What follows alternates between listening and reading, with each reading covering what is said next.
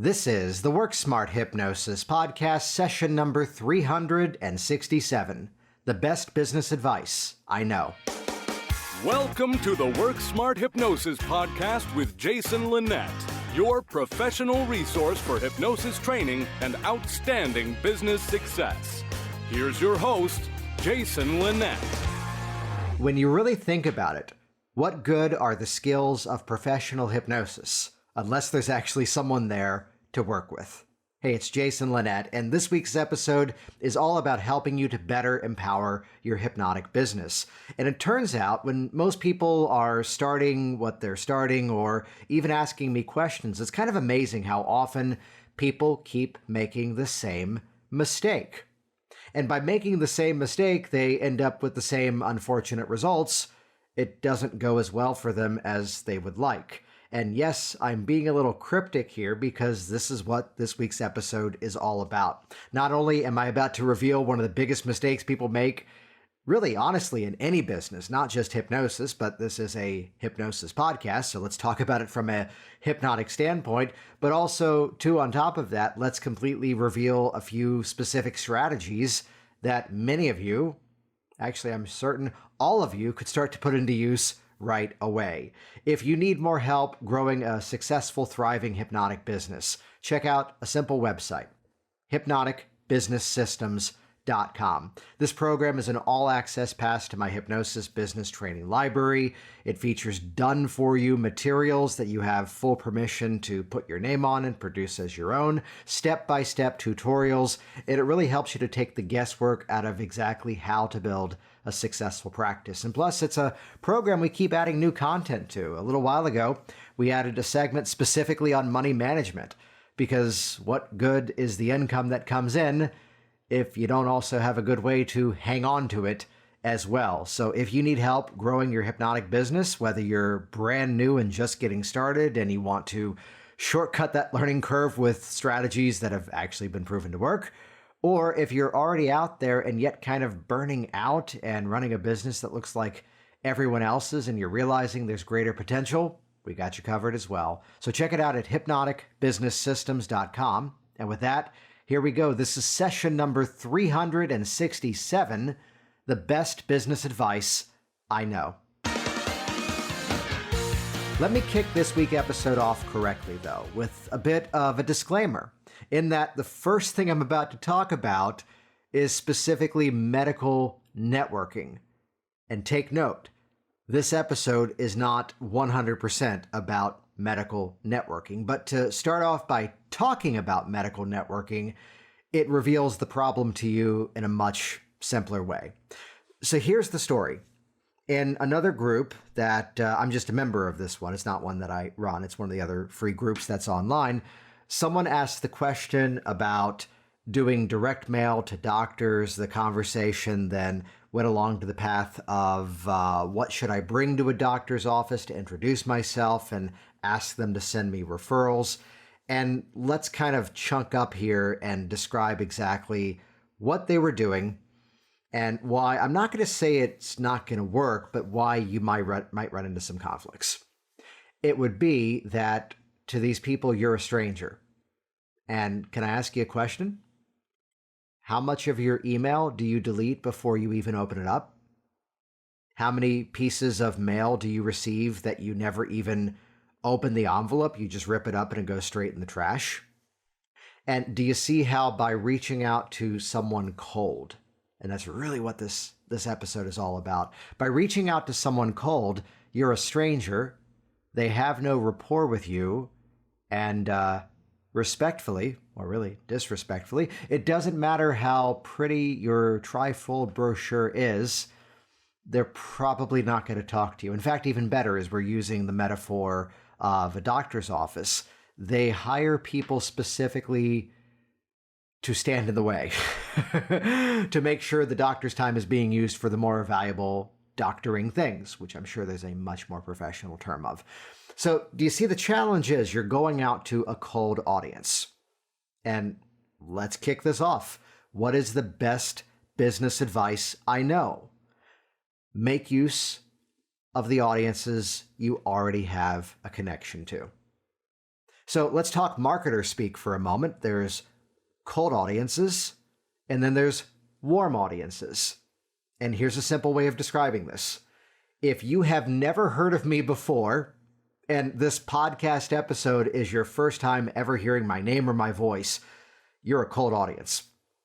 And if you subscribe to this thing all the way back to June of 2014 when the first episode came out, and if you're already a member of programs of mine like Hypnotic Business Systems, well, actually, no, you're not a warm audience. You're a hot audience.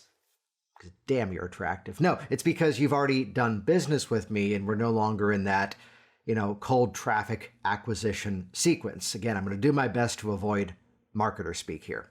So I bring this up because as we look at the equations as to what's necessary to, let's say, get started in our business, the best thing you can do is, again, make use of audiences that you already have a connection to. Now, notice I did not say make use of audiences that you already know and already know you, because guess what? You can actually facilitate a warm introduction.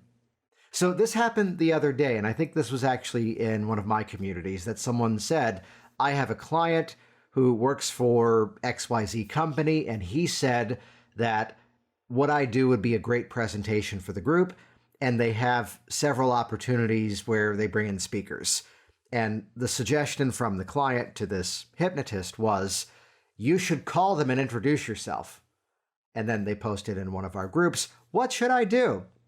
And a lot of people shared some advice. I swooped in with the same advice I'm giving all of you right now. Turns out he already had a foot in the door, didn't he? Yeah, he already had a client who worked for that company and already participated in those events, to which would be, hey, could you send a warm introduction? Could I ask you to write an email to the person who makes that decision and CC me and introduce me? Do you see what's different here? Now we have a foot in the door. Now we're not just stranger off the street.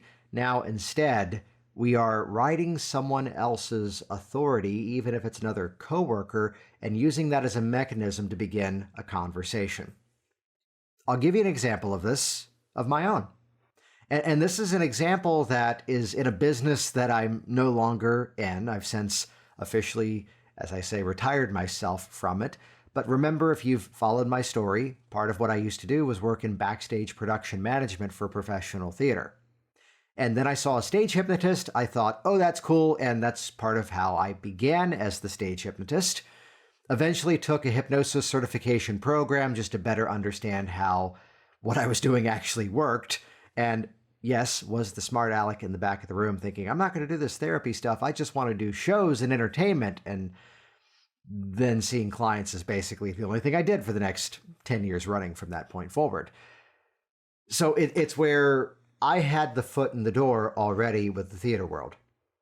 So this is where, and some of you have heard me tell this before, this is where the first official stage hypnosis programs I did were fundraisers for theater groups at high schools. Because I knew the language that they already spoke. I knew the pain points that they had. That was me in high school. And that's where I started. Now, did you already catch the important part of the story? That's not where I stayed. In my book, Work Smart Business, there's a whole chapter on build assets and leverage them. And it's how, as we have the foot in the door, we can now use that to do other things. So in the early days, what I did was I was doing these programs, these fundraiser shows for high schools. They would sell the tickets. We would split the profit based on the number of tickets sold. And yet at the same time, though, I was now amassing a rather impressive client list. Let's talk financial things for a moment. We'll call it dollar cost averaging. It's often advised that if you're investing in stocks, you don't try to game the market and wait for the absolute bottom because most people can't predict it. It's where oftentimes the market as a whole outperforms people who are trying to win at individual stocks. And there might be the story of the one person who bought Tesla when it was low and it took off. And yet here's all the other investments that tanked or just went out of business. And well, yes, in that example, what that one stock did. May have recouped everything else, but you kind of, diversified as you should. And it's one thing that then took off and everything else was either okay or sucked.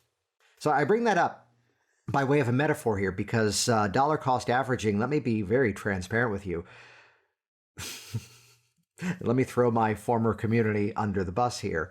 The theater kids were not the popular kids. No. And hey there, right here with you. And popular now in a different audience, but in high school, not so much. And it's where some of them really got the game of it. And I mean, I got the call from one of those schools early on. Hey, we have a problem. We sold too many tickets and we're not going to fit in the auditorium. Could you do another show, or would it work if we moved you to the gym? And like we're splitting profits based on tickets sold, and now they're selling more tickets than expected. Okay, if you have to. And other times, I would drive all the way to Chattanooga, Tennessee, and all the posters for the show were still in the box and they hadn't sold any tickets. That's where we then installed a system in the business as a checkpoint to prevent that amount of travel. I did have friends in Tennessee. At least I had a good trip. So it's where, on average, let me get more specific here, I would have some shows that were an absolute dud. I would have others that, as a fundraiser, I walked out with $4,000 in cash, and the school had done their fundraising right, and they got to keep $7,000 of their proceeds. One of those schools is like, well, we didn't raise money for prom. We raised money for prom this year and prom next year.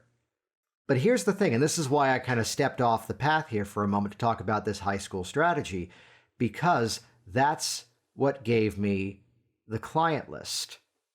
And then because I now had the client list, I wasn't now only connected to the theater groups because of our common shared background. I now had a client list of a couple of dozen, 3 or 4 dozen high schools, and I had testimonials from them, which now meant, what was the audience I already had? What was the audience I already had a connection to?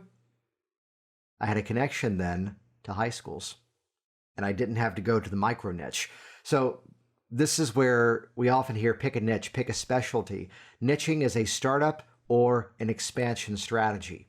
Niching doesn't have to be a long-term thing. You do for the rest of your life, which right there, I can hear, I can feel the weight just coming off of some of your shoulders.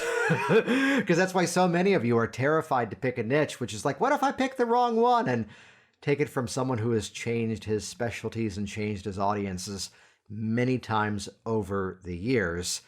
And many of them I continued on with. Some I don't do school programs at all now, like to the point that we gave away some of the schools to other stage hypnotists. No, I don't have any more. Don't email me asking if I can send you shows, because I get that email still whenever I talk stage hypnosis on this show. They've all been given away. Yet it was worth it to me just to give them to someone else and say, look, don't even pay me a percentage. The fact that I don't have to manage this anymore is a benefit. But I wanted to tell that story here because no, that wasn't just about medical networking. No, that wasn't just about how to break into high school events. It was instead, I started with an audience that I already had. Either people who I already knew or they already knew me. And from an influential perspective, all you need is a because. So let's bring this into the context of the startup story of Virginia Hypnosis and how it was things were successful from the very beginning and how I completely uprooted every bit of my life and moved 1,000 miles south and now do not have a physical office. I do everything online. I'm wearing the purple polo shirt right now, and I'm wearing gym shorts that I wore this morning because this day got busier than I expected it to be, and I need a shower. It's that in the early days, here's the first office. And here was a networking group that I joined, a BNI, Business Networking International, and I built rapport with the chiropractor in that group. And because I now had rapport with that chiropractor in that group, I offered a conversation with him to provide some value, never from the angle as to, here's how I can do what you do better. No, instead, here's what your people are running into. Here's how what I can do can supplement that. And now this chiropractor started to send me referrals. Once the relationship was then finessed, I asked the question again. Hey, do you know any other chiropractors that you're friends with that what I do would be beneficial for them to know about?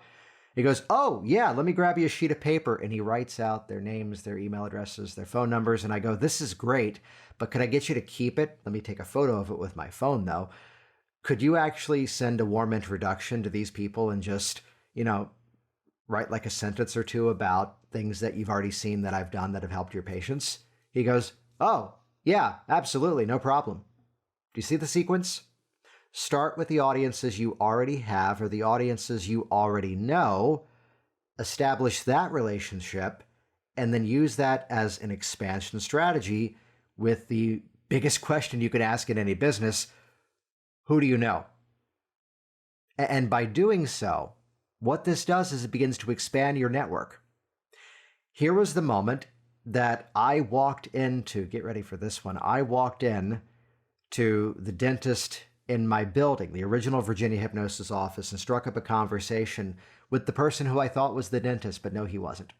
No, he was actually a visiting patient who was a doctor, to which I walked in, and because I'm down the hall, I'm like, hey, are you the doctor? And he said yes. Well, actually, no, he was a doctor, but he was not the doctor. And somehow didn't catch what was actually going on and struck up a conversation with me. And there I am, the guy down the hall renting another office, and I thought he was the dentist. No, he was a doctor, he was a plastic surgeon. And as we got onto the topic of hypnosis, he goes, oh, I've actually been looking for someone who does a better thing for stop smoking. Yeah, when people come in for procedures, they absolutely have to quit smoking because oftentimes we're cutting and moving and stitching skin. There's some lovely images. And it's that the skin doesn't heal properly if they're still smoking. It takes away the elasticity of the skin. It sucks the moisture out. Yeah, how soon could you write me like 2 or 3 sentences or paragraphs I can put on a resources page on my website? I mean, this was a 3-minute conversation. And this surgeon eventually became one of my best referral sources over time. I mean, sending me all sorts of people, to which then it became, what other plastic surgeons do you know that you can send an email to them and also include me and just mention a few things as to what I've helped some of your people to do? Actually, the real story was I helped their front desk receptionist stop smoking, and she did the selling for me. And never in any of these, by the way, was there ever even a request for a kickback, ever was there a request for an incentive, an affiliate fee, a referral fee. No, because that's not their world. So I bring this up because it's great to have big ideas. It's great to have wonderfully inspiring thoughts. And perhaps for the first time on this podcast, and I will only make this extremely general here, that clearly there's another business that I also run.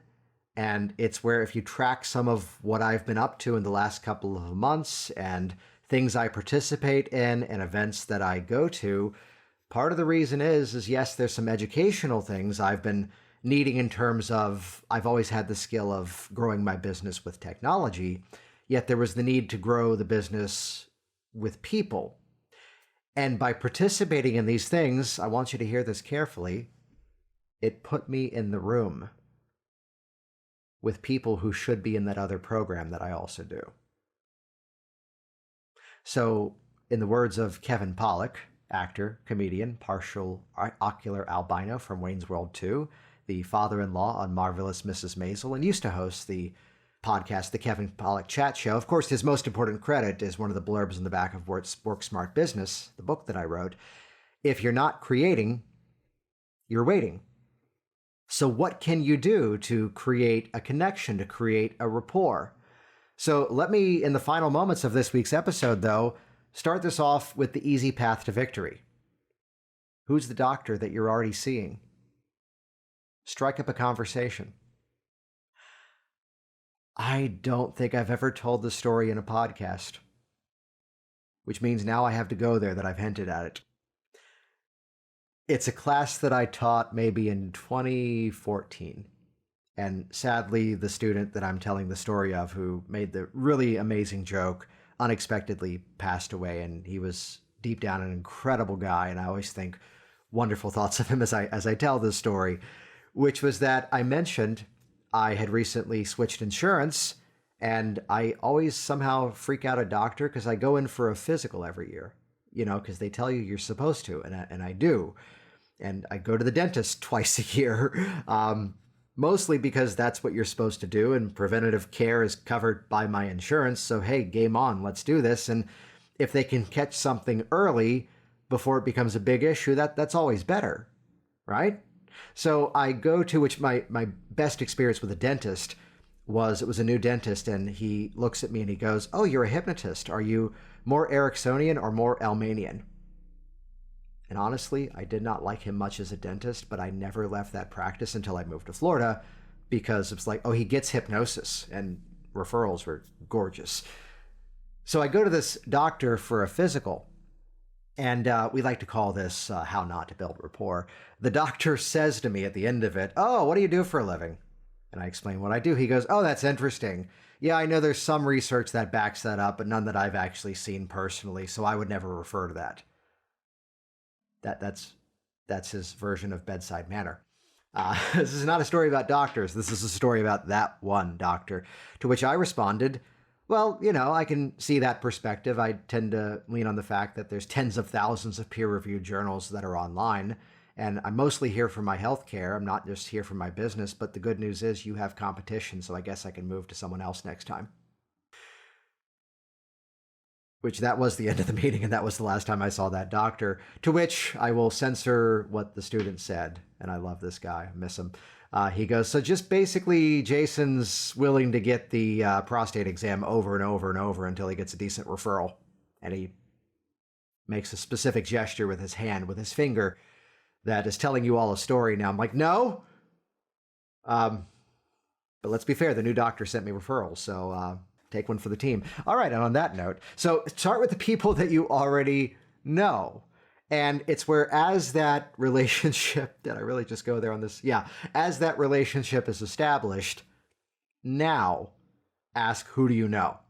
So you start small. This is the same formula of the importance of niching down. It brings you greater clarity, because now from there, suddenly in the next office that my office was located in, here was the office around the corner, which was a mortgage and refinance company with a big sales team. And as I got to know, you'll love this, as I got to know the owner of that business, because he would come around the corner of that office. Those of you that went to the last Alexandria, Springfield, Franconia office that I had in Virginia, some of you went there or saw videos of it. The directions of that office included the phrase, "No, really, there's more offices in the back." And that's where I was. So he would leave his office, sneak around the corner, and smoke in front of my building. So my stop smoking clients would walk in and see this guy smoking, and I always have to crack the joke, "Oh yeah, that's Philip. He's not one of my clients. He's a mortgage advisor around the corner. Yeah, come to the back." And we'd use him as a gag, and it never was a conflict. Yet conversations with this guy, it eventually turned into, "Hey, what kind of conflicts do your sales team often run into?" "Oh, we got such issues with, call reluctance, that they don't want to call specific people." Well, lead with value, which is the other point here. Start with people you know, but lead with value. So this is why I asked the other person to put a few sentences in the email. Or in this case, I went, "Hey, when do you all have regular meetings? How about I swoop in for 15 minutes and just give a talk on, how to activate confidence on demand and connect that to the phone call?" To which I came in, I wowed them to the best of my abilities for 15 minutes. And honestly, what did I do? I said the things that I would have said to them as if it were a session, but I just didn't do hypnosis. And, do you mind if I ask a quick question as we were, and I got permission to do the final bit, which was, "Hey, do you mind if I ask to make an offer at the end of it?" Which I'll keep it brief and I'll make it as non-salesy as possible. He goes, "Oh yeah, sure, you could sell these people. They love sales." But I still, because it was a cold relationship until I gave the presentation, I gave a very soft offer, which was the one that I lean on now more than anything else. So at this point, you can go off and put these techniques into practice and with some repetition, see better consistency in your results. Though, briefly, if you want some help installing these new mindsets faster and easier, would that be helpful to you? Okay, so I'll make this brief. I'm right around the corner. This is what I do as a hypnotist, and here's why hypnosis can help you with XYZ.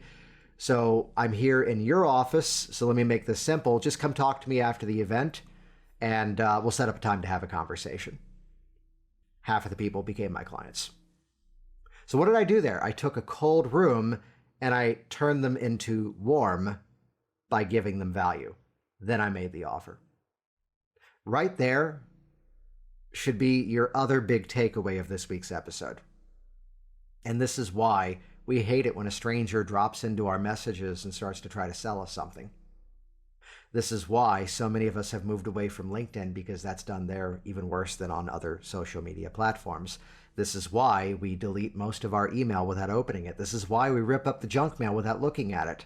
They're trying to go direct to offer without rapport.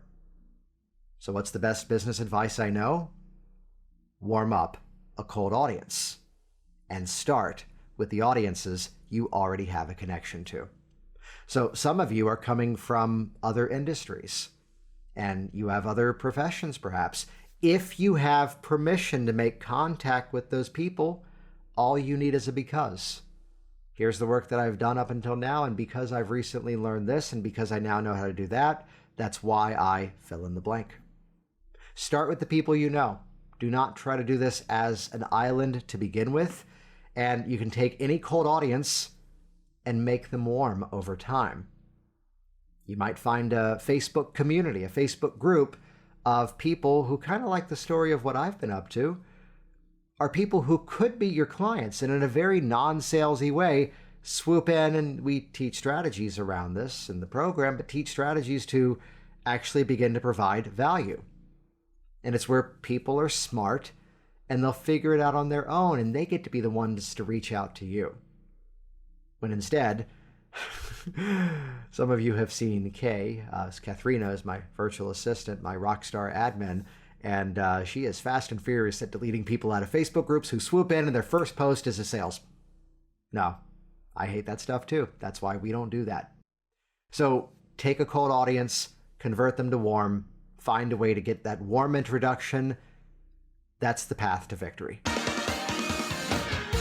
Jason Linett here once again, and as always, thank you so much for interacting with this program, and especially this one this week. Share this with every hypnotist you know. I've said it for years, the more we're all successful, the more we're all successful. So the one thing that's going to grow this industry better than anything else is for us to become even more successful, helping more people, and having even more people out there telling the incredible story about what we do. And you could go off and guess and test. This will sound familiar. You could go off and guess and test and try to problem solve this all on your own. You could try to figure out how to put the messaging together, as I talked about. You could try to figure out how to take these people and nurture the relationship even further, and what the heck does that even mean? When instead, join us inside of Hypnotic Business Systems, and you get to use some of my resources to do this faster and easier. I'm going to give you outlines of talks. I'm going to give you products you can reproduce on your own. I'm going to give you email campaigns. You're going to get the exact language that I figured out that has sold so many clients and so many services over the years, so you don't have to do the guesswork yourself. And do the math once you go there at hypnoticbusinesssystems.com. Do you see how I'm selling a little bit more directly than I normally do here? Why? Because we've already provided value. We've taken you from cold to warm and modeled the sequences to what's going on here. Simply getting a couple of new clients with what I teach, or even one new client with really integrating the right things at the right time, recoup that investment, and yes, that's how you make it rain. So let's make a difference in this profession. Let's introduce hypnosis to more people. Let's help you to become even more independent and successful in your own life. Check us out, hypnoticbusinesssystems.com. Thanks for listening to the Work Smart Hypnosis podcast at WorkSmartHypnosis.com. Hey there, it's Jason, and I want you to be one of the first to find out as we upload amazing new content. So do this right now. Click the subscribe button right here on this video. That's going to link you to our YouTube channel here, and you will be the first to find out as new resources and downloads are made available. Do it now.